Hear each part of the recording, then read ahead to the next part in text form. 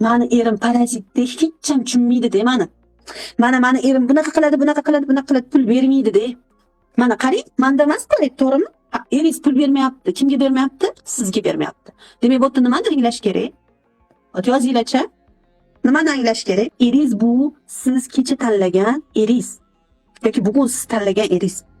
Nimagadir siz shu insonni, shu pul bermaydigan insonni tanlagansiz. Qaysidir tajribaga kelish uchun, qaysidir xulosani qilish uchun sizni ruhingizga shu insonni darsi kerak, majbur. Понимаете?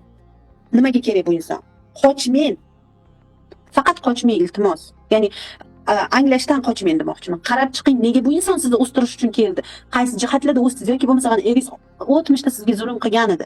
Xo'p, nima pluslari bor? Yozinglar-da, zo'r chiqadi qizlar. Faqat tan olib yozinglar. Bugungi darsni kamida 10 marta eshitasiz bir hafta mobaynida. Har kuni ertalab kechqurun, ertalab kechqurun, ertalab kechqurun eshitasizlar. Miyalarga quyilib ketsin bugungi dars.